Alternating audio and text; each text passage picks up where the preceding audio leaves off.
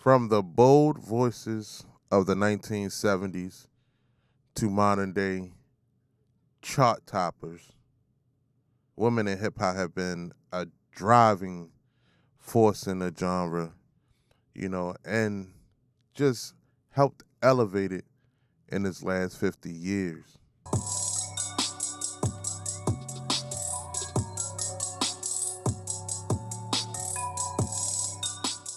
Now, welcome to From the Streets to the Charts, the podcast where we uncover the stories behind the music that have shaped our world. I go by the name of Conway, aka Talk to Him Con, and today we're celebrating 50 years of hip hop by highlighting the trailblazing women who've left the indelible, mark on the genre. From the 70s to today, these artists have challenged the norms, you know, they broke barriers and created timeless music. So let's get directly into it right now. We're going to take you back to 1970, man, where hip hop was born at block parties in the Bronx. And amongst those block parties was the first female MC to grace the mic, and her name was Sha-Rock. She was also a member of the Funky 4+1, known as the mother of the mic. She was pivotal into bringing women into the male-dominated scene and setting the stage for the future of, female MCs. Just a little history on Miss Sha-Rock, man. Her name is Sharon Green, known professionally as MC Sha-Rock, and is widely recognized as the first female MC in hip-hop.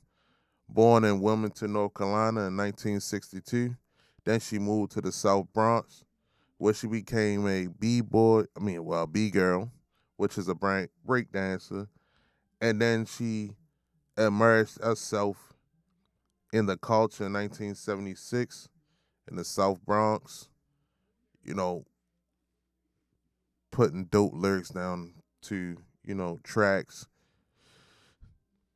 Now, Sha-Rock's pioneering role was solidified as a member of, like I said, the Funky 4+1, and being one of the earliest hip hop groups to gain prominence in this culture. The group achieved significant milestones throughout the 70s. In 1979, they had a hit called "Rapping and Rocking the House." Then they followed that up with "That's the Joint." And then in 1981, on February 14th, Valentine's Day, man, the Funky 4+1 became the first hip hop group to perform on national television. And they appeared on SNL, Saturday Night Live. So it was big for them, and they did their thing, man. And, you know, beyond her musical contributions, Sha-Rock has been acknowledged for her role in shaping hip hop culture. Even in 2010, she published a book detailing her experiences, entitled it "The Story of the Beginning and End of the First Female Hip Hop MC." You know, and her legacy continues to inspire as she remains a symbol of empowerment for women in the hip hop industry. And I just wanna give my big claps, give my big 1-2s to Miss Sha-Rock, man, Miss Green, because coming up in this culture and having a lot of aunts and grandmother, mother, and things like that, she was one of the people that they would talk about who they liked as well, outside of a couple of the next females that we will talk about. But let's fast forward to 1980s, where we meet MC Lyte, whose 1988 debut album, Light as a Rock, was a game changer, man.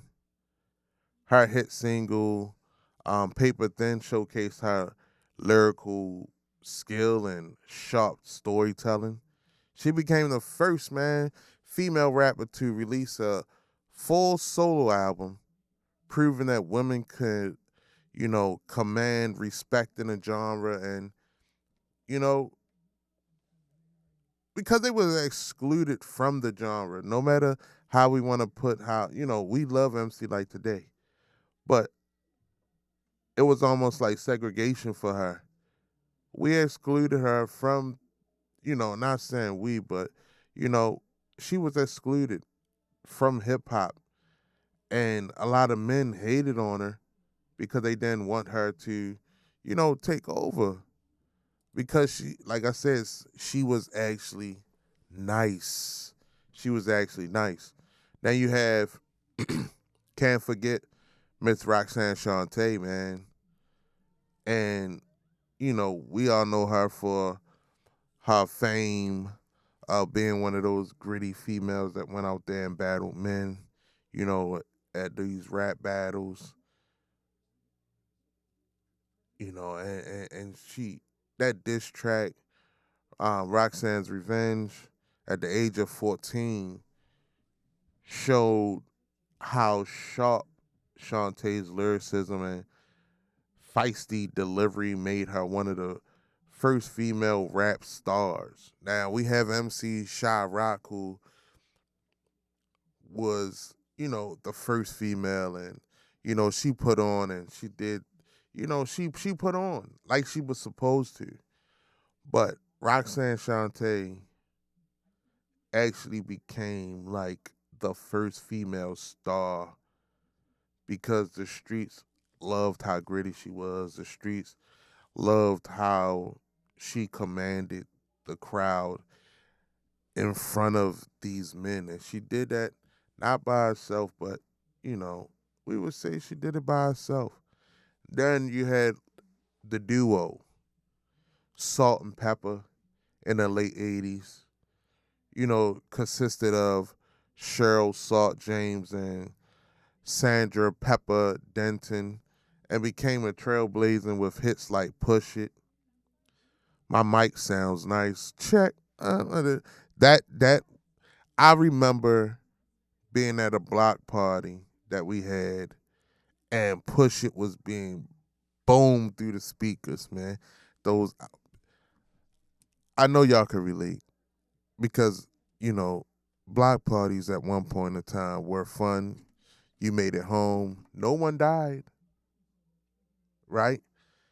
And so I know a lot of y'all can relate to it, and like Push It, My Night Sounds Nice.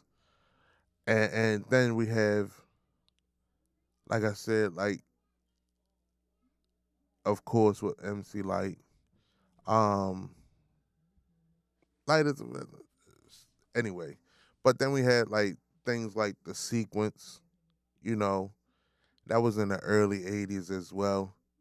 One of the first all female rap groups. Now, The Sequence featured Angie B, which later became Angie Stone, Blondie, and Cheryl the Pearl. Cheryl the Pearl gained recognition with Funk You Up in 1979, right? But they really, even though it was 1979, that was still classified as the 80s, and that music bridged that funk and hip hop. Then also in the 80s, in the late 80s, but we can also give her also in my next category of the 90s, but Queen Latifah, although her rise of fame, like I said, started in the 90s, Queen Latifah started her career in the late 80s, um, with her 1989 album, All Hail the Queen, which featured the empowering anthem, Ladies First. Queen Latifah, to me, will always be one of the best female artists for that made me want to hear what female artists were talking about, because she actually was saying something other than what they talk about now, right? And a lot of the artists, female artists back then, weren't talking about what they talk about now. So, but Queen Latifah definitely is one of my goats. Um, she definitely was nasty on a pen, man. With the pen, she was nasty. Her clip stayed ready back in the day, man. Then we had JJ Fad. A lot of us know them for Supersonic. That was another song at the block parties that came out of those big, 7-foot speakers that was put on the street, one side of the street corner, then put on the other side of the street corner, and then you had that DJ there, man. I actually miss these days because it was fun. The neighborhood loved each other. The neighborhood didn't let nobody come into the neighborhood and destroy the neighborhood. We actually stuck together back then, man. Um, then Lady B. A lot of y'all might not know Lady B. Now, Lady B is a pioneer of hip hop. She was one of the first female rappers to record a rap single with her 1979 track To the Beat, y'all. Definitely go listen to it.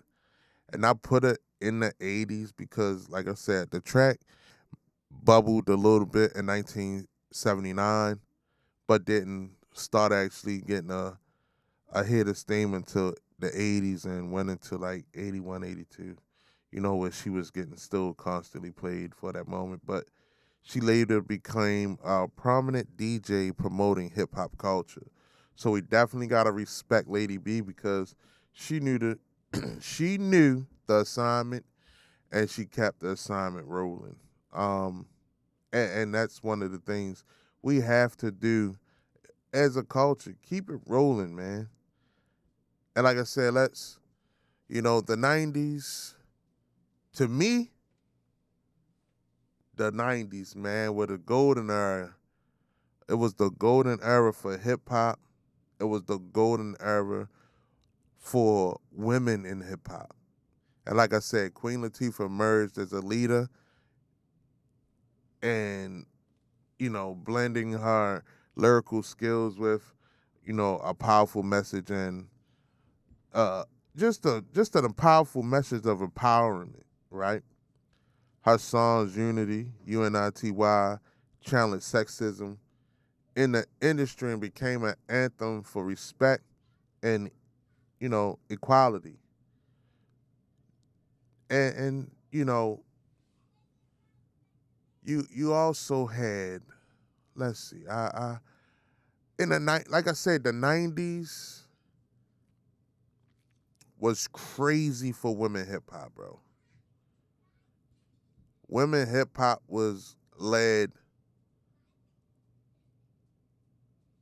by different changes, just different changes. And it was remarkable because the women in the 90s were now getting played by the men. Some of the men that had those booming systems were playing some of these women. Um, you have people like the Brat. She was the first female rapper to achieve a platinum selling album with Funkified in 94. Known for her bold and confident delivery, she stood out as a solo female artist, in a male dominant industry. And then even hopped on tracks with men that we would say are lyrical and held her own. You know, we also had, emerging in the late 90s, was a female by the name of Missy Elliott. You know what I mean? She brought a innovative sound with her 1997 debut album, Super Duper Fly. known for our creative music videos and, just how futuristic production. She became a pioneer of the genre, man. Not only that, she actually made, she produced songs for some of your biggest artists. She wrote some of R&B and rap songs for some of your biggest artists. So she really, to me, don't get enough credit for who she is. And I think, we need to give her flowers and not wait until she passes, bro. And a lot of us wait until the person passes and then we care about, want to give out the flowers. When we should be giving out the flowers already, regularly. Then we have in 1990. This is why I says the golden era, bro. Like the golden era, and it's remarkable because then you have Lauryn Hill. A lot of people don't like her now because she always late as a mother, right? But Lauryn Hill gained her fame as a member of the Fugees with their iconic, album, The Score. You know, and definitely go check out my other YouTube because I actually have a YouTube that's dedicated just to the Fugees. And she went on to release her Grammy winning solo album, The Miseducation of Lauryn Hill, in 1998, blending hip hop, soul, and R&B. So we cannot forget Lauryn Hill at all. And one of my favorites we cannot forget because she was raw. She was raw. She was super raw. Eve, man. Although she rose to prominence in, the late 90s as part of Rough Riders, you know, her debut album, Let There Be Eve, Rough Riders' First Lady, in 99 showcased her skills as a rapper and a lyricist, bro. Eve was outstanding. Um,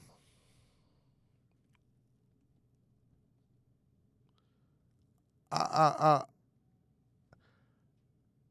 Love is Blind. That song, man, shit. I ain't gonna lie. As a man, I was ready to set that shit off on any man that beat a woman, bro. Um, Let me see.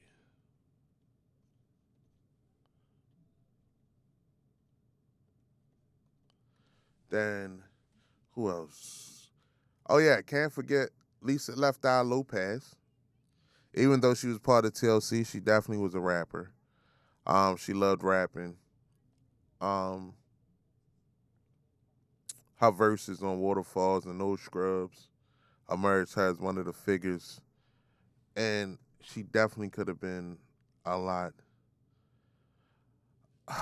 above her time. You know. Also, we can't forget Yo Yo. Don't play with my Yo Yo. Yep, yep. You gotta get it up, right? But Yo Yo was from that West Coast. She had many collaborations with Ice Cube. She released Black Pearl, what, 92? And you better ask somebody in 93. And she promoted messages of self-respect and independence as well. That's why I said, man, like a lot of women back in the day definitely had a different respect for themselves outside of today because like I'll get that later. But I'll speak on because it's two women of this genre, bro. That they set the tone, and everything else came after that. But then you have I can't forget like Mia X, Lady of Rage, you know, Moni Love, Rod Digger, Heather B. And Moni Love, Rod Digger, Heather B are, to me, always dear to my heart because those females were nasty. They rhymed. They they put it together. Um, and it's almost like they're up there with. Actually, they're up there with Queen Latifah for me. Um, yeah, they're up there with Queen Latifah for me because they actually had something to say. They made it fun. They made it playful. Um, but not only did they make it fun, they made it playful. They also just knew what to do and knew what to say and knew how to, you know, make things right with it. But the ones that I really love to the day of my heart from these 90s, boy, Little Kim and Foxy Brown. I know you just said, "Oh, you talk about they love, you love how the female artist was respectful." And I understand 1,000%. But Little Kim, Foxy Brown took a different approach. They owned their sexuality, commanded the attention with bold lyrics and high fashion persona. Right? Their work broke stereotypical, thoughts and gave women a new way to express themselves in a genre. I can say, for me, Brooklyn, love Brooklyn to death. But people wanted that Lil Kim album, boy. People wanted people wanted that Little Kim album, boy. People wanted that shit. People were like going crazy for it. But then Foxy album wasn't bad either. Like, you know, we seen something from these two women. Not only could they deliver bars, they can rap, they can, even though, they like, oh, Jay and Big wrote for both, right? But their performance, their delivery of it was like, damn. And then they were bad. Like, they weren't, you know, they was just a different level, boy. I was a young boy then, don't judge me. But um, as Lil Kim once said, she was a leader, not a follower. She definitely was a leader, bro. In the 90s, she took all that Miss Nice shit and threw it out the window. And a lot of people thought that because of, the Moni Loves, the Queen Latifahs, the Yo-Yos, the MC Lights, that Lil Kim and Foxy Brown wouldn't be around for a long time. And they shocked the shit out of everybody because they was around for a very, very long time. And she led a whole new wave. Lil Kim led a whole new wave of women who weren't afraid to also push the boundaries. And I know a lot of people want to say, oh, yeah, blah, blah, blah, blah, blah, this and that. But she birthed a lot of the women who weren't afraid and to push these boundaries. She birthed a lot of them. And the one thing that I do, like I had this one track, this one tape on my Walkman as a tape deck. that had Little Kim, Foxy Brown, and Total. And then after that, it was like they was beefing. Puffy, man, I don't know what he did with it, but that shit was bumping, and I'm mad because it popped, because I listened to it so much on a train, on a bus. Like, I really liked them two, bruh. And them two together, like, their sounds together were so Brooklyn. Son. It was so Brooklyn. Son. It was so Brooklyn. It was nasty work. Let's hurry up and get to these 2000s, man. And I'm gonna run this down fast because I really don't fuck with the 2000s like that. Well, but like I said, Missy from that 90s, she became an icon in the 2000s. Became revolutionary force in hip hop. Then 2010, you had the birth of Nicki Minaj. Nicki redefined, consistency, versatility, star power in hip hop with albums like Pink Friday and Pink Print. She became one of the most successful female rappers of all time. Just influencing an entire generation of new artists as well. Then you have, in these recent years, you have Cardi B, Megan Thee Stallion, who dominated the charts. Cardi B's debut album, Invasion of Privacy, broke records, while Megan's, unapologetic, you know, and unapologetic confidence in tracks like Savage made her icon for empowerment. So they both hand in hand went crazy. Cardi once said, "I'm living the best life," and it's clearly making, sure women in hip hop can do the same.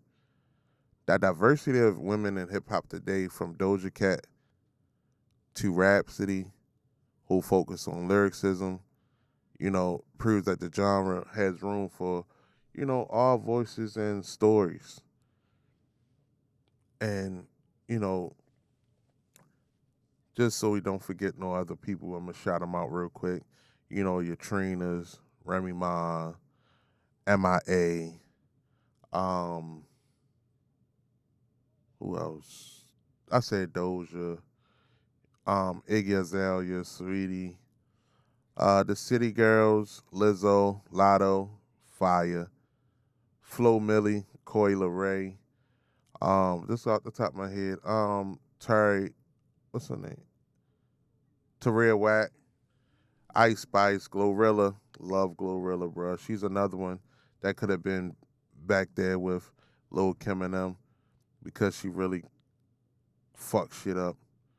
Rico Nasty, and can't forget Marva Brooklyn nigga, Young M.A. and a couple other people, but who else? One more person. And then you gotta peep out this new Brooklyn rapper, called Big Boo. Definitely, she's dope as well. But women have been instrumental to hip hop's 50, year journey from the streets to the charts, from Sha-Rock to MC Lyte to Cardi B and Megan Thee Stallion. These artists have pushed boundaries, challenged norms, and left their mark on hip hop, man. So thanks for tuning in to From the Streets to the Charts. If you enjoyed this episode, please subscribe, rate and leave your review whenever you get, you know, get a hold of my podcast, man. Follow us on all social medias at TALKTOOEMCON and let us know who's your favorite female hip hop artist, is, and why. Until next time, keep celebrating the music that moves us all. Peace.